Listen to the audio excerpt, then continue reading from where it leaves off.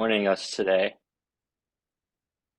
I'm Blaise Misztal, Vice President for Policy at JINSA, where we've been tracking very closely the war that has been unfolding for now almost 3 weeks in Israel. If you haven't signed up to receive our daily updates, comprehensive reviews of everything that has happened in the last 24 hours, I encourage you to do that at jinsa.org. And also check out the dedicated site that we now have for tracking everything that is going on in Israel with all of our analysis and commentary. I'm pleased to be joined today by JINSA Senior Vice President, Major General Yaacov Ayish, the former head of operations for the IDF and defense attaché at the embassy here in Washington. We're also scheduled to be joined by Major General Yaakov Amidror, the former Israeli National Security Advisor, who hopefully will be able to join us momentarily. But General Ayish, I know you're actually in the South now. Can you give us an update as to what the latest is in terms of both the preparations for a ground offensive, but also the daily fighting that has been going on? Thank you, Blaise. Thank you for having me again. The situation, 20 days after the war started at October 7th, is that we are still conducting the air attacks on many targets every day in Gaza, preparing the maneuver phase.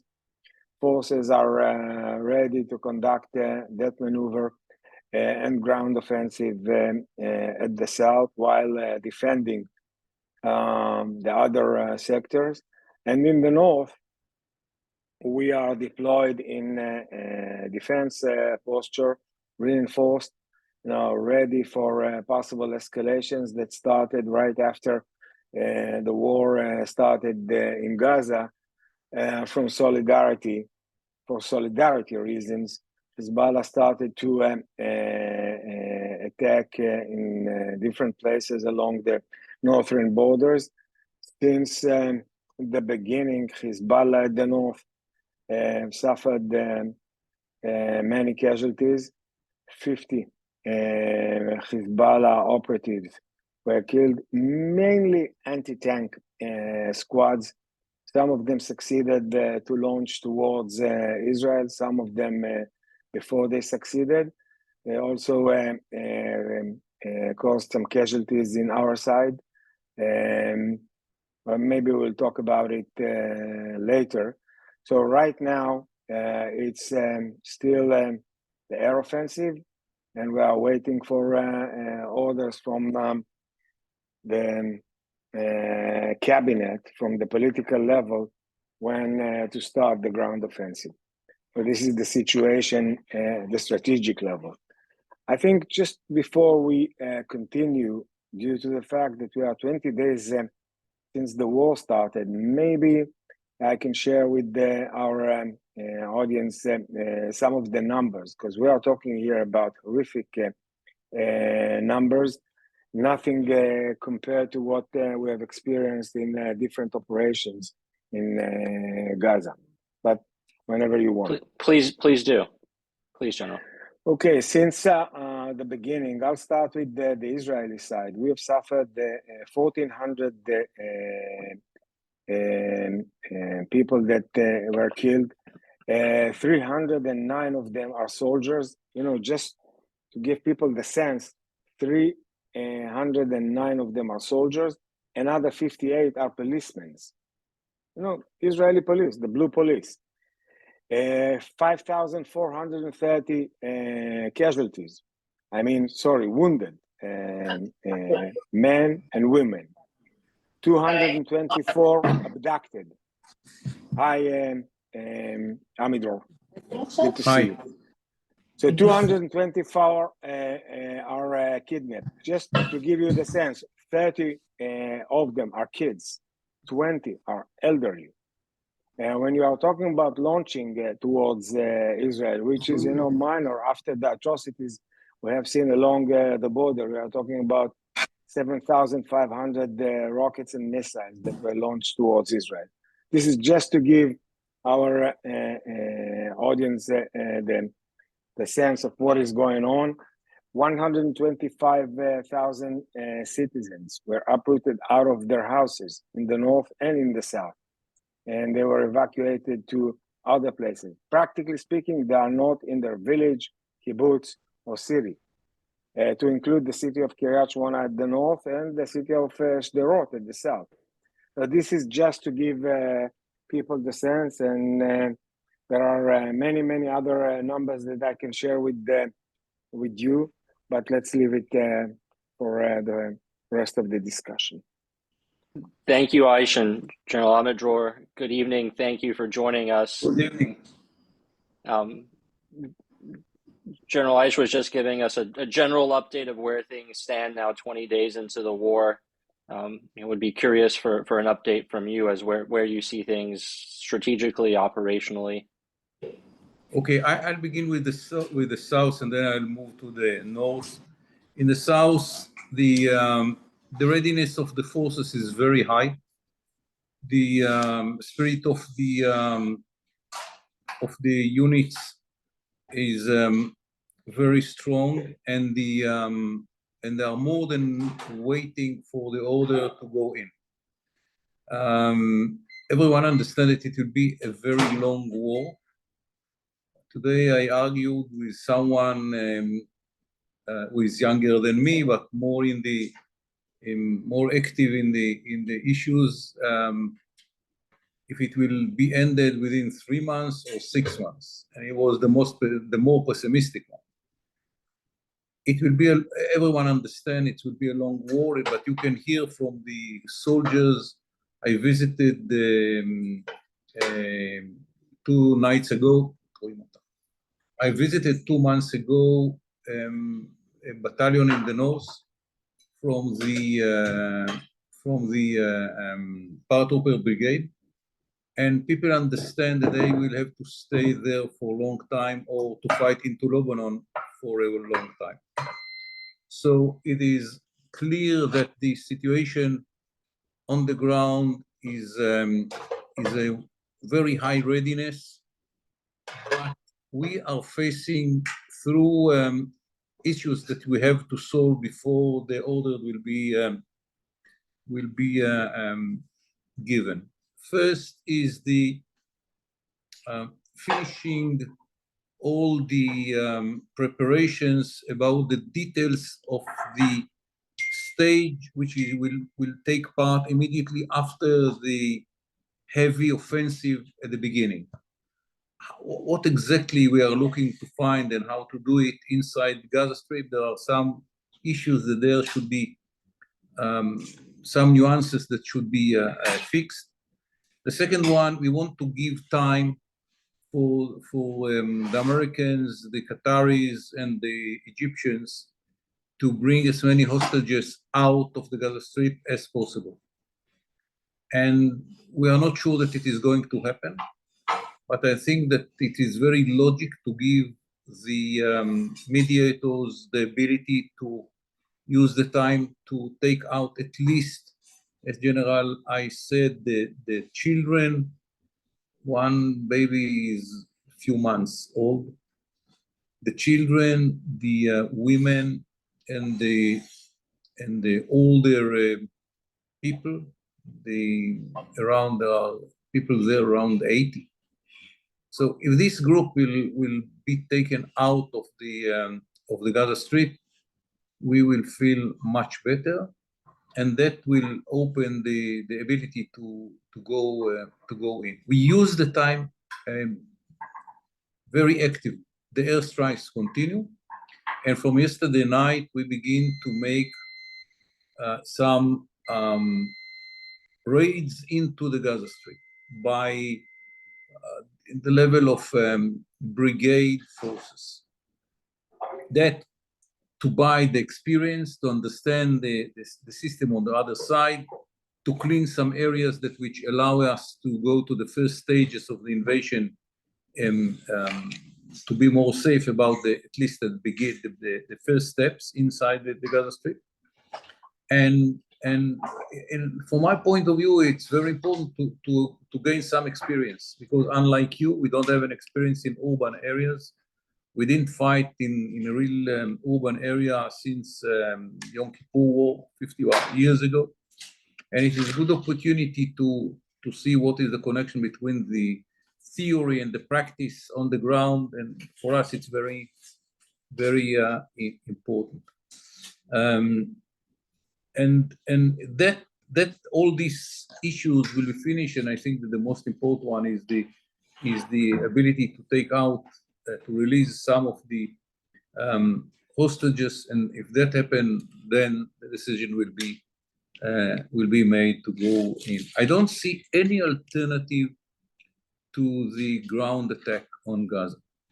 If we want to achieve the goal of the war, to destroy the military capability of Hamas, and Hamas will not have the organization facilities to control, I think that it is needed. There is no any alternative. People here speaking about long siege and so on and so forth. Some Americans are speaking about, I don't see the siege of 6 months that we succeed to overcome the international community when pictures will come out that because of the siege, they don't have food, they want water, and so on and so forth.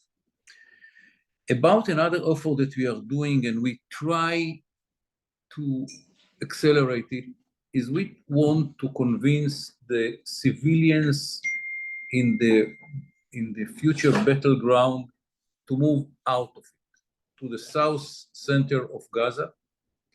Hamas is doing everything to stop them. And ironically, we are more sensitive to the number of Palestinians that will be killed than Hamas. We are doing everything to minimize the number. They are doing everything to maximize the number.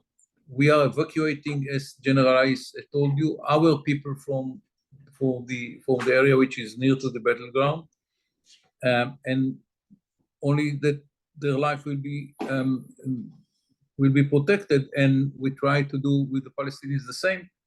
But Hamas idea is 100%, 180% of the other side. They want to fight from within Palestinian populated areas and to kill as many possible as Israelis in populated areas. So here is our approach and their approach are against each other. And I hope that we will succeed to convince the Palestinians to move from the area, because we want. But by the way, I understand the logic of Hamas, of course. This is the card that they have in the international community, in the international media, international community. What you do, what the civilians are suffering, why the civilians should suffer when the attackers from the Hamas. Practically all this advises means that we cannot fight Hamas, because Hamas is within populated areas, within its own civilians. If someone say, you can defend yourself, you can fight Hamas or whatever you want, but don't kill civilians, the practical meaning of it is don't fight Hamas. And we intend to fight Hamas, and will be casualties on our side and on their side. We know it, but the end of the war will be very clear. Hamas will not exist as a military organization. All the military capabilities will be taken, destroyed, and smashed by our forces. It will take a long time, but we have to do it that way. Why it is so important? It's not only the security of the people in the south. Of course, it's the security of the people in the south, but it's not only that. It's not just that. It is much more than that. It is about the deterrence of the state of Israel in the future in the Middle East. Can we survive in the Middle East, or we are losing the deterrence, and then everyone feels that he can attack Israel whenever he wants? So this war has two tiers. One is to secure the security of the people who are living in the south, that Hamas cannot attack them.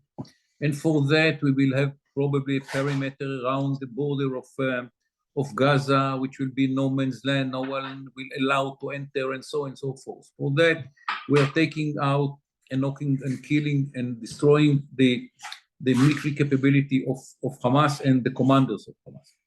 But it is something more than that. It's the deterrence in the future, and because of that, it should be clear victory, not with hesitation, not with questions, and the signature of the victory should be very well seen all around the Middle East. So this is about the south.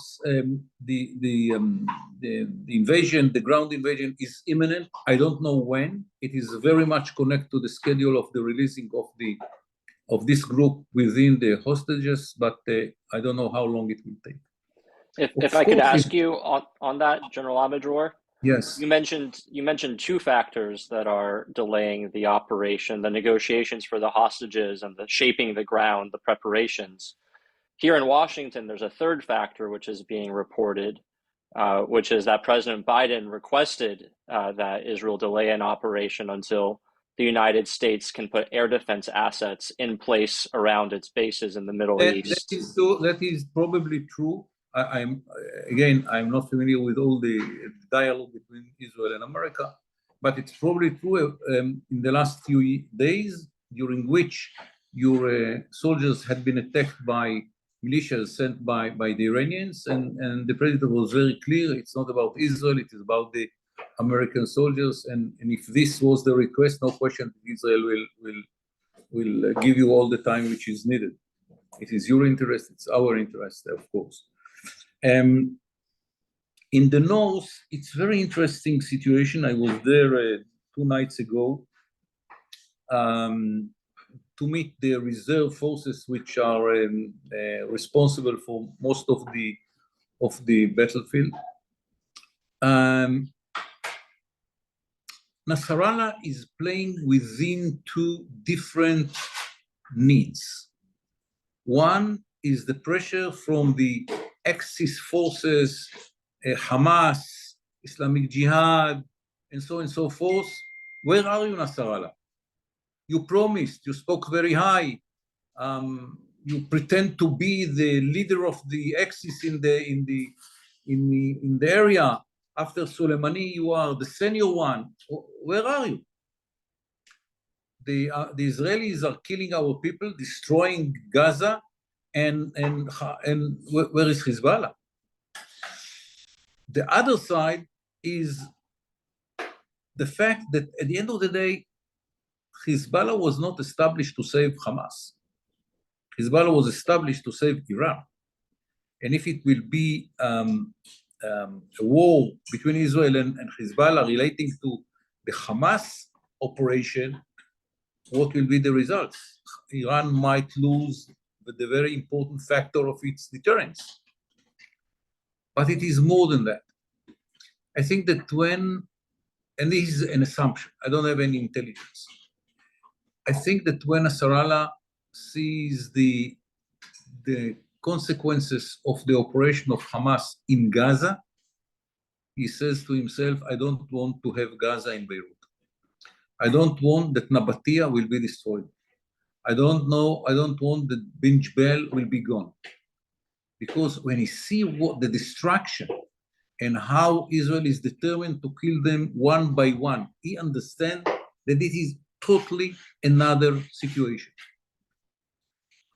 Objectively, I can tell you that if the number of the targets in the list relating to Gaza allow the Air Force to strike more than 2 weeks based on the targets that we had in Gaza, the list of targets in Lebanon is 100 times more than in Gaza.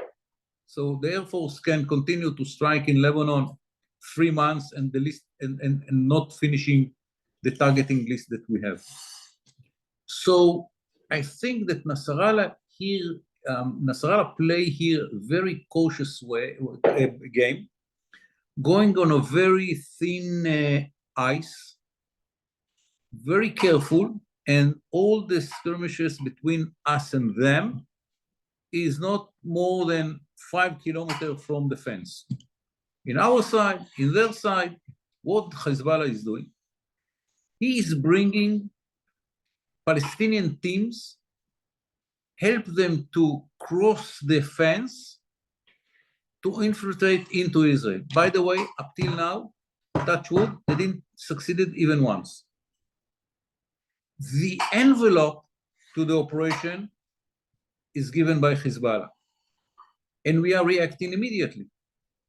When we identify anyone in the other side, we kill him. They lost more than, the exact number is somewhere between 45 and 50 in less than 3 weeks. I don't remember such number that we succeeded to kill so many Hezbollah members. I don't know how many years. So we are succeeding to block them on the fence, and then to kill the part which was provided by Hezbollah to support them. Mainly anti-tank missiles. They launch more than 60 anti-tank missiles. Probably all of them Cornet. You have to ask the Russians where Hezbollah bought it. And from time to time, they are launching rockets, mortars, fire, and so on and so forth. In all these cases that it is behind the border itself, immediately Hamas is taking responsibility, and it is Hamas, not Hezbollah. Who the hell is doing it? I don't know. Probably the intelligence knows better than me. But we can see that Hezbollah try to act, to show that he is acting. They are publishing the names of the Hezbollah members which had been killed every day with their pictures to show that they are in, but they are in a very limited way. Can it be changed? When we speak. One mistake or one success or a decision that he will not stand the pressure and will decide the minute we are entering with our ground forces into Gaza to open. This is why we call huge reserve forces. The numbers in the newspapers are between 300,000 to 400,000. It's a burden on our economy, of course, huge burden, but we are very strong in the north. And the spirit of the people in the north is they pray that Hezbollah will make the mistake, unlike the government, which does not want it because we don't want to fight in two fronts parallelly. But the people on the ground, they pray that Nasrallah will make the mistake. And they are ready to fight the whole way to Beirut if it will be needed. So the spirit is very high, but we try to keep it as limited as possible. We retaliate to every challenge. We don't let them go if they did something, if they do something, but we are restraining ourselves. We don't want to go to the next stage. They don't want to go to the next stage. So it is almost the same in the last more than 2 weeks. In the West Bank, we are very active. We arrested during the war more than 1,000 Palestinians. 2/3 of them are members of Hamas. We killed 100 in these operations. Probably 90% of them are members of one of the organizations, because we are not initiating killing in the West Bank. We're just reacting to what they are doing. We are entering to those places to arrest the people, not to kill them. But if there is a resistance, if there is an opposition, we don't hesitate. We even once used an air force to bomb a mosque under which there was a huge tunnels in which they prepare munition and TNT and so on and so forth. So this is we should not forget, the Houthis from Yemen launched cruise missiles and missiles which had been intercepted by the US Navy. The target was probably Eilat, and that was very important success, because Eilat now is a shelter for many people who left the south and the around Gaza settlements and and people from the north, which had been evacuated from the north to the center and to the south. So Eilat today is full of people from all around Israel, which are taking shelter there. So that was a very important interception. This is the situation of today. We are continuing with the airstrikes. We will continue with the ground raids in areas which will be important for the next stage of the invasion. And we are waiting for the decision of the cabinet, which is very much connected to the schedule of the release of the hostages. So this is the situation. Everyone in Israel is aware to the help of the United States of America. Very much appreciated. Today you published that you are giving us back 2 Iron Dome batteries, which were in tests in the United States of America. The success of the Iron Dome is unbelievable. The number that we don't speak about is around 90%. And this is the real, it's real an Iron Dome. I mean, without it, we were in the middle of a war, no question. And after the second day going into Gaza, the time was needed to prepare, to train. The reserve guys told me in the north that they are now in the highest level of readiness that they had in the whole period of their life in reserve, because they had more than 2 weeks to train themselves all the time, and they are very well trained. They are taking part in some of the operations to block the line, and it's very important experience as well. And now the decision is behind the corner. The question is where the corner is. Thank you, General Amidror, for that overview. Let me start by maybe asking about the hostage situation and what you see as the prospects for having any more hostages released. Obviously, we've seen 4 released in the last week, but then we had the Iranian foreign minister speaking at the United Nations today, saying that the hostages would be released in exchange for 6,000 prisoners. Is there appetite for a prisoner swap in Israel? Do you think there's good faith on the Hamas side to actually release any more hostages?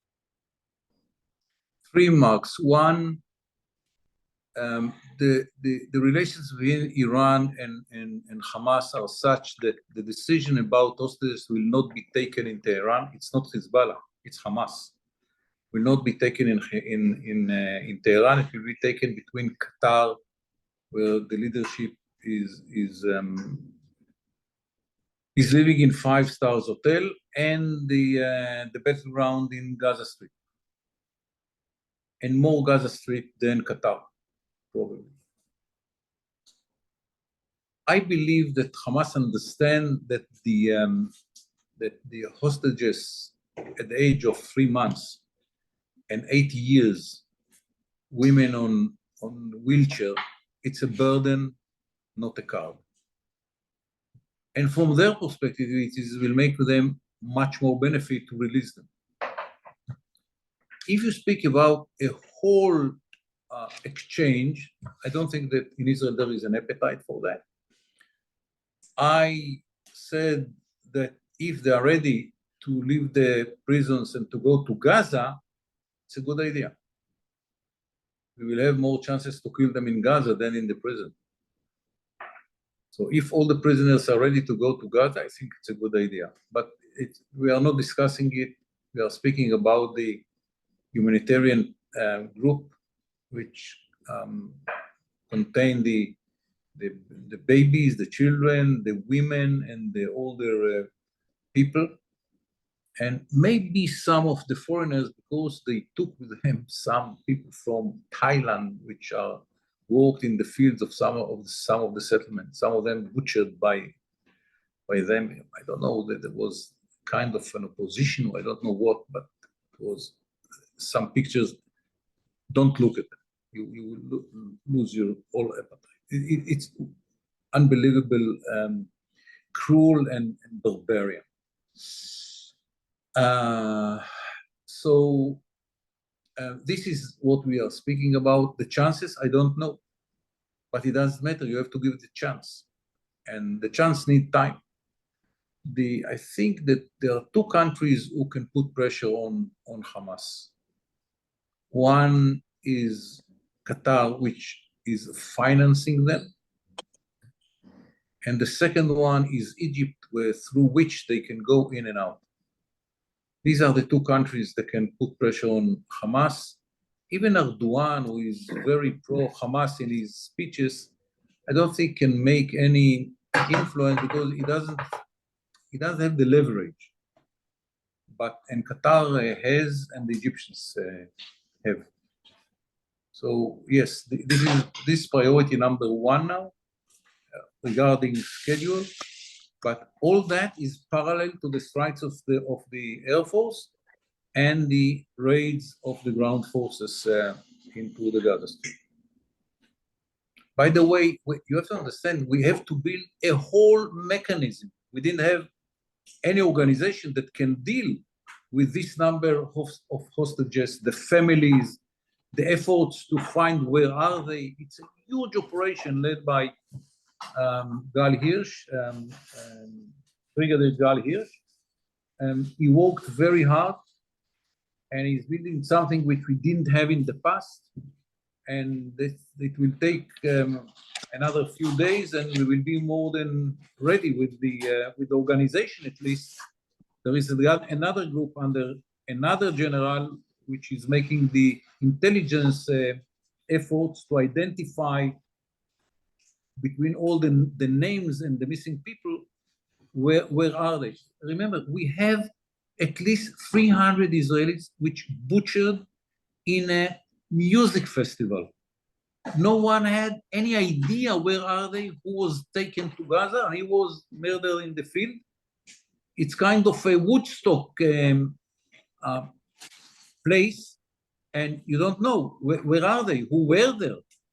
There were 3 different places that they dance, and so it's an enormous challenge just to identify who are the bodies that we have. Some of them totally burned, so almost impossible to identify, and who is in the hands of this primitive vandals organization. So we are in a process of reducing the number of the unknown, and still there are some unknowns. And we are working very hard to reduce it, to come to a conclusion who is the body that we have and who is someone who is missing and maybe in Gaza. The numbers, of course, are now much less than unknowns than in the past, in 2 weeks ago, but still we have a huge challenge because some of the bodies cannot be identified. They have been told, the attitude of these barbarians prevent from identify the bodies. This level of barbarism.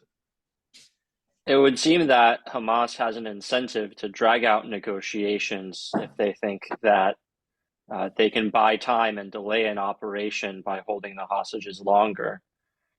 How do you avoid that, giving them that incentive, and how long do you give time for the? This is why we didn't agree to stop the strikes and we added the ground forces. Yeah, because we said, okay, you need time, you have time, but during this time, we continue to bomb and to kill and to destroy Hamas. Just today, we eliminated the whole commanders of one of the battalions of Hamas. We succeeded to identify them gathering somewhere, and we killed all of them. So this battalion does not have a command and control system anymore. They have to find new people to take responsibility. They will find, but not in the same level of experience and knowledge.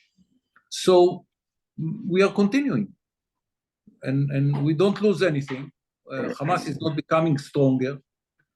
On the contrary, we will be much better prepared because we are continuing with the training and all the last details of every corner of the operation. So if they want more time, from our point of view, it's okay. We have to give the opportunity for the families, for ourselves, before we are going in, that we gave all the opportunities, all the chances, all the time which is needed to release their hostages, at least those who are in a bad situation. I think that from the moral point of view, we owe it to ourselves and to the families, and we will let them to have the time, if that's what will make the difference at the end. The Israeli government has spoken of Qatar's role in getting the 4 hostages released with gratitude. But as you said, General, the Qataris are funding and hosting the Hamas. They've enabled them for a long time. Is it a strategic mistake to be doing business with Qatar right now? When the strongest gang in the neighborhood is kidnapping some of your people, you negotiate with the gang. But you are preparing yourself afterwards to take care for the gang. Now we need Qatar. There is no one who has a better leverage on Hamas. What will happen after the war? We will have to sit between us, America and Israel, and to ask the Qataris strong questions. But the time will come after the war. Let me turn to maybe asking some operational questions about what's going on in Gaza. The first is, it's striking to me that now 3 weeks into continuous airstrikes, given the number of targets, General Amidror, that you said that Israel has and has hit in Gaza, that they're still managing to fire rockets, and a fairly high number of rockets on a daily basis. I guess the question is, why is it proving so hard to degrade their launch capabilities?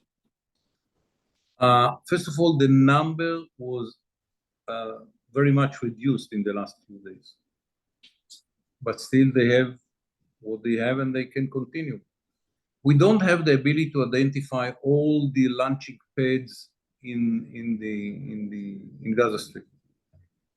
And we succeeded to eliminate some, but there is no way to take it into zero. And if you ask me where should we concentrate, is not destroying these missiles that anyhow we have the Iron Dome to defend from, but to kill more commanders and to destroy more important places for the future. And this is what we are doing now. And if we have to prioritize, it's not priority number 1, thanks to the Iron Dome. General Ayish, I know you were telling us at the beginning about some of the numbers that describe just how different this conflict has been than anything that Israel has fought with Hamas in the last 17 years. I mean, is there any further detail you can give us about sort of the operational challenges that Israel is facing in Gaza? I think we heard enough about the operational challenges and details and tactics. I think we are a bit missing the bigger picture. We have, for the first time, you have something like 300,000 Israelis evacuated from their homes, living in hotels near the Dead Sea, in Eilat, in Tel Aviv, in the north and in the south. I think we should be very careful and humble here to analyze just the current situation, just the last events, just the last skirmishes at the north, or the number of bombs that we dropped. I think it's a totally different strategic situation for Israel. And even the case of the hostages is not the full reflection of it. We are talking here about our ability to defend ourselves along the borders. This is our ethos. This is us being able to live wherever we want in Israel and to protect our citizens. And I think this is the big picture. This is the big question. We cannot finish this escalation, this war in the south and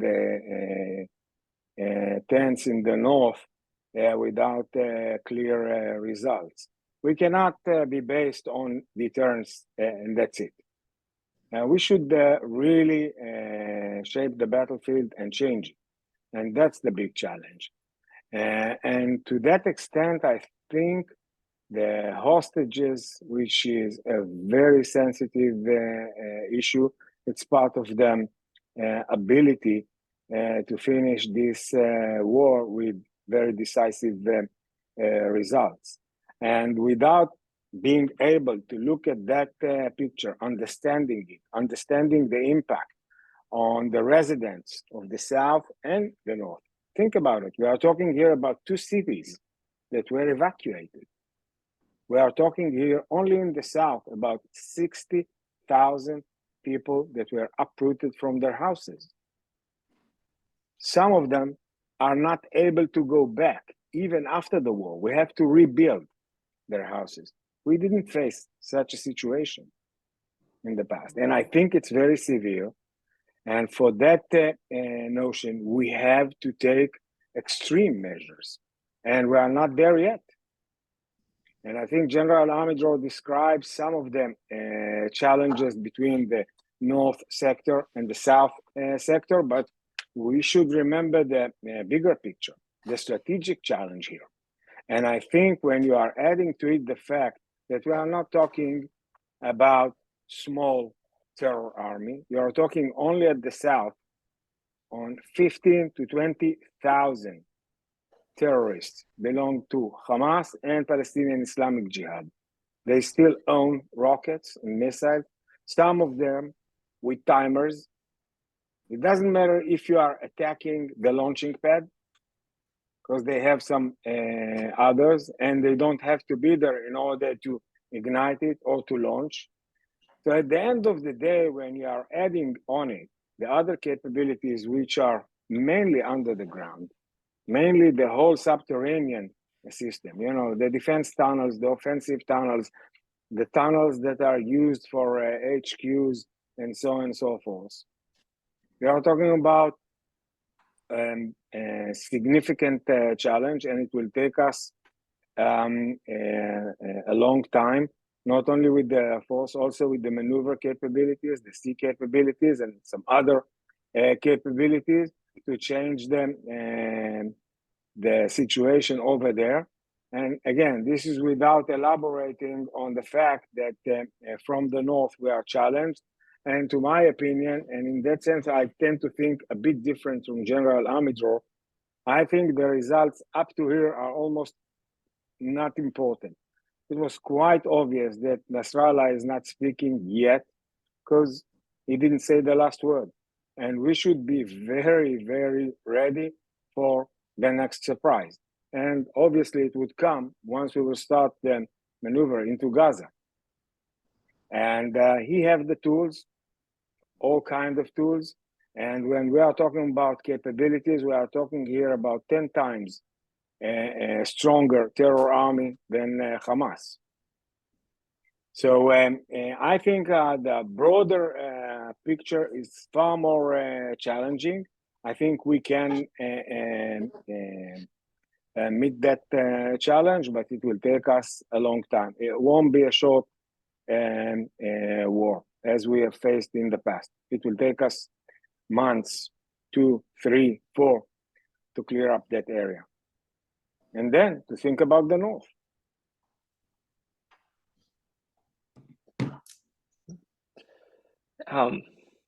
Speaking of the strategic challenges that Israel faces, JINSA has done assessments of the past 2 Gaza conflicts in 2014 and 2021. And one of the clear things that we learned in those assessments is that Hamas's use of disinformation to try to delegitimize Israel is one of its major strategic assets. Exactly.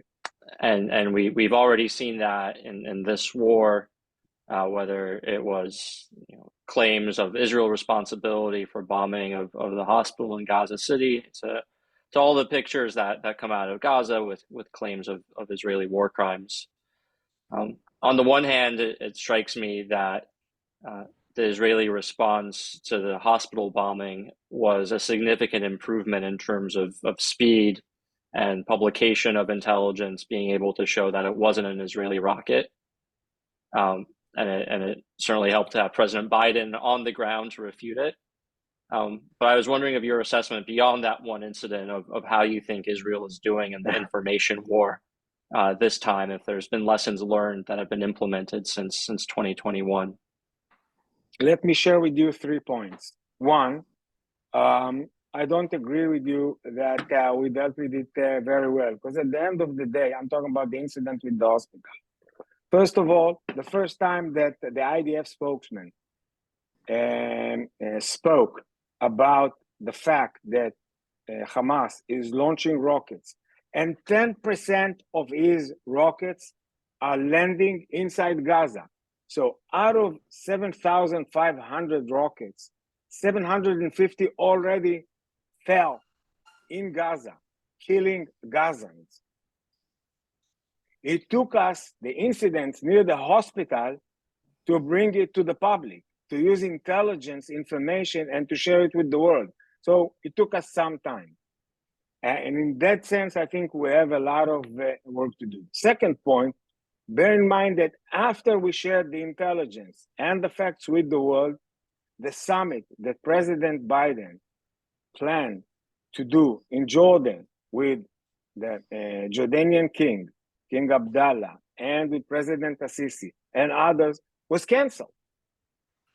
Because the sentiment in Jordan and the sentiment in Egypt didn't allow it due to the allegedly incident in Gaza. So in that sense, I'm not sure that it's, we won that case totally. And the third point, I think we should be far more proactive in that sense. And I was just sharing with you the fact that they are launching rockets on their own people. 10% of their munition is killing their own people. So there is much more to do in that sense. Although I must say that the way things are managed compared to the other assessments, to the other operations that JINSA have published excellent reports about them, is much better, but there is room for improvement. By the way, I think that it is more complicated because even today, yesterday, I think, the New York Times again didn't agree with the investigation of the American intelligence, the Israeli intelligence, of the president. They found something very peculiar, that missile was launched from an Israeli settlement near the border. And guys, I mean, this is the New York Times. And I don't know what reputation this newspaper has in America. I can tell you that in Israel, within the professionals, is a joke.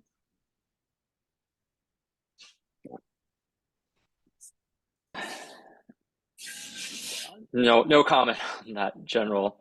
Let me maybe finish by focusing on the question of potential for further escalation.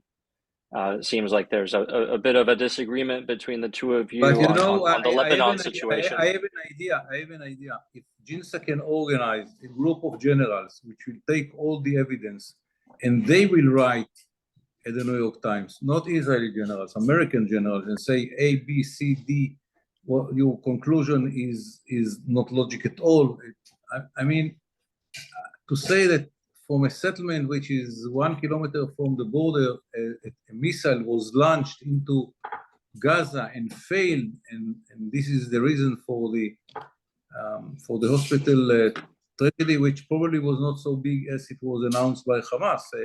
Some European sources say that were not more, that the number of casualties between 50 to 100, not 500. But anyhow, I think that it is a project that can be taken by JINSA, by experts, American generals, professionals, will take all the evidence. I'm sure that the spokesman of the IDF will be more than happy to give you all the evidence, and you will write a report and publish it in the New York Times, if the New York Times will be ready to publish it. I don't know. I think that is an excellent question. They seem much more willing to publish Tom Friedman than JINSA, unfortunately. But certainly we do what we can to bring the evidence to light. Let me go back to my last question about the potential for escalation. I know there seems some disagreement about Lebanon. But what about other Iranian actors? And here I'm thinking particularly of this missile launch that happened by the Houthis. If that hadn't been intercepted, that seems like that would have been a major escalation, and perhaps Israeli means of retaliation responding against the Houthis are much more limited than in dealing with the fire that you've received from Lebanon or from Syria. What do you assess as the sort of the Houthi intention there and the potential for broader actors to get involved? The threat of the Houthis is very, very limited. So they will launch few missiles and few cruise missiles, and I don't know, 70% of them will be intercepted by Israel, and 30%, half will go to an urban area and half will go to the to open areas, and because of the sirens, no one will be hurt. I mean, the Houthis cannot make the difference, either if they will launch, I don't know, hundreds of missiles, maybe. The main area of escalation that it is Lebanon, and even the West Bank can be a problem. Not in the magnitude of Lebanon, of course, but can be a problem because of the number of civilians that might uprise. Up till now, it is very interesting to see no demonstrations, or almost no demonstrations, in the West Bank and Jerusalem. Very few, not in big numbers. No any reaction within the boundaries of Israel by the Arab Israelis, unlike the last operation, the previous operation in Gaza. And the question is why? And I think that there are two answers to that. In the West Bank, one answer is we have huge forces there, like blanket. You know, we try to minimize, and we are very active. Every night, every night, we are arresting and killing if there is an opposition. We don't want to kill, but if there is an opposition, these are the results. But we are arresting. As I said, in 20 days, we arrested more than 1,000 people. It's a huge number for 20 days without any big operation. It's just the forces there during the night. This is the first factor. And here in Israel, inside Israel, we are much more ready because of the experience that we had. But I think there is another element that should be considered, and I don't know what the long-range results of what I'm saying. I think that there are many Arabs within Israel, and probably less, but still within the West Bank, who do not want to be affiliated with the barbarian operation of Hamas, which struck them. It was not in their vocabulary. I mean, they knew the cruelty of the culture in their society. But the fact that it was with huge number and so, and the publications here in Israel are so open about it, I think that there are, for sure, within the Arab Israelis, we heard voices saying it. And I'm not sure about the Palestinians in the West Bank, but it will not surprise me if there are Palestinians that do not want to feel that they are affiliated with this barbarian operation. So I think it's a factor that we have to learn and to see if it is really an issue, as this is my assessment, or it is another mistake of mine. But I think there is something there. That Hamas crossed red lines even within the Arab societies in some countries. Not in every place, not in Berkeley, not in the University of California. I saw some demonstrations there calling for genocide for Israel. These universities are an American issue.